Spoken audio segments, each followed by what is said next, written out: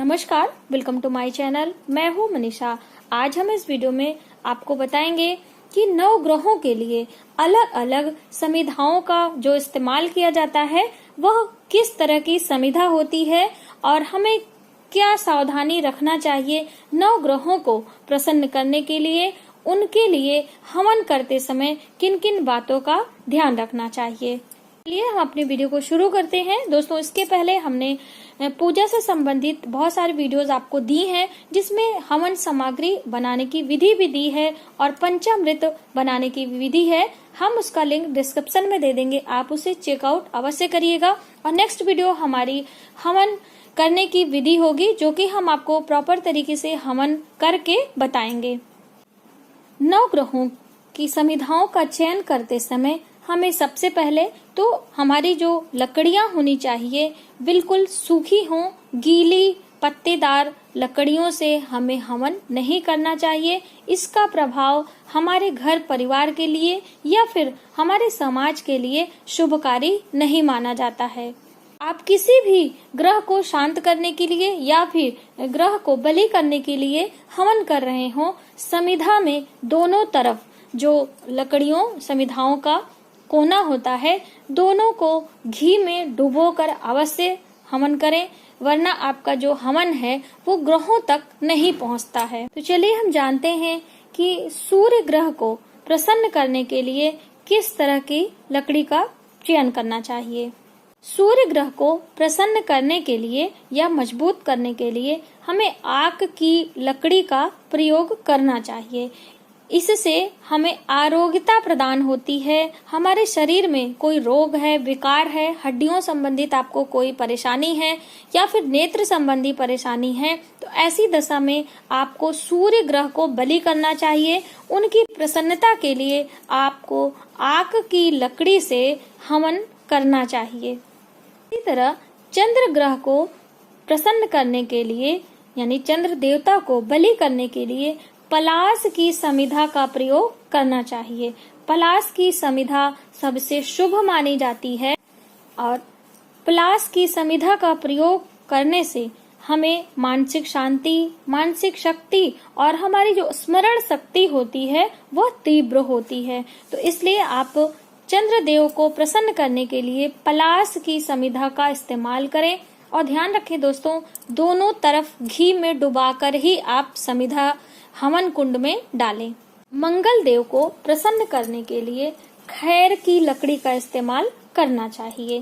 खैर जो हम पान में खाते हैं, जिसे कत्था भी कहा जाता है, इससे हमें साहस, बल, पराक्रम की प्राप्ति होती है।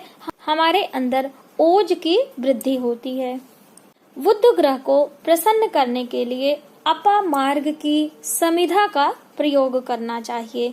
अपामार्ग की समिधा से हमारी बुद्धि तेज होती है, वाक पटुता बढ़ती है। जो लोग बोलने चालने का काम करते हैं, जैसे फिल्म या फिर मीडिया से संबंधित लोगों के लिए ये बुध ग्रह को प्रसन्न करने का बहुत ही आसान तरीका है। इससे हमारी वाणी, बुद्धि और वाक्पटुता बढ़ती है। गुरु ग्रह को प्रसन्न करने के लिए पीपल की समिधा का चयन करना चाहिए। पीपल की समिधा का इस्तेमाल करने से हमें पुत्र की प्राप्ति होती है, हमारा वंश वृद्धि होती है, आध्यात्मिक ज्ञान मिलता है और परलौकिक सुख की प्राप्ति होती है। शुक्र देव को प्रसन्न करने के लिए गूलर की समिधा का प्रयोग करना चाहिए। दाम्पत्य जीवन का सुख प्राप्त होता है।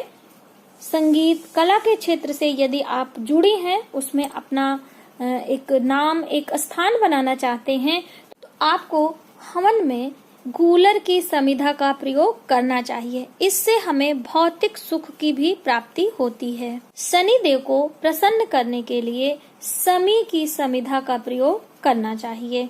इससे हमें नौकरी संबंधी, व्यापार संबंधी परेशानियों से निजात मिलती है और बल और यश की प्राप्ति होती है। वहीं पे हमारी विपत्तियों का नाश होता है और हमारे जो कष्ट होते हैं वो सभी प्रकार से कष्टों से छुटकारा भी मिलता है। दोस्तों, अब हम जानेंगे कि राहु ग्रह की शांति के लिए हमें किस तरह की समिधा का इस्तेमाल करना चाहिए। राहु से बहुत सारी परेशानियां निकल के आती हैं। राहु ग्रह यदि आपका खराब रहता है तो आपको छोटी छोटी चीजों के लिए बहुत ज्यादा उलझना पड़ता है। आपका कोई छोटा काम हो बहुत लंबा खिंच जाता है। यदि आपको कोई बीमारी है तो बीमारी में बहुत ज्यादा परेशान होना पड़ता है। बीमारियों का पता नहीं चलता है यदि राहु ग्रह से आप प्रभावित हैं। इसके लिए हमें दूर्वा घास का प्रयोग करना चाहिए समिधा के रूप में।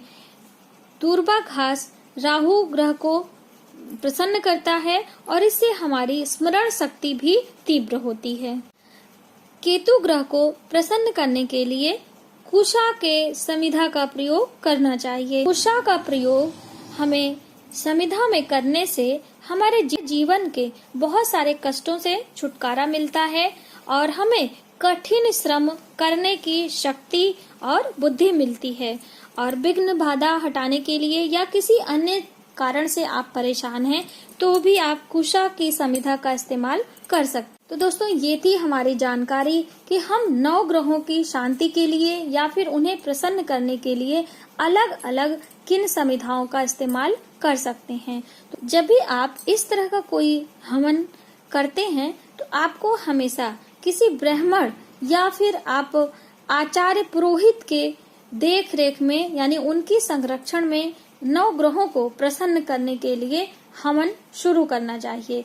खुद से हवन करने से उतनी ज्यादा हमें उसका प्रतिफल नहीं प्राप्त होता है। इस बात का आप ध्यान रखें। किसी योग्य आचार्य के संरक्षण में ही आप 9 ग्रहों को प्रसन्न करने के लिए हवन शुरू करें। और हवन के बाद आचार्य को आप भोजन और दक्षिणा अवश्य दें, तभी हमारे हवन का संपूर्ण प्रतिफल हमें प्राप्त होता है।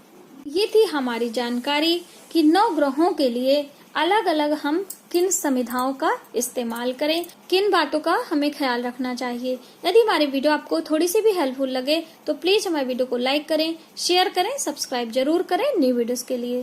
Thank you.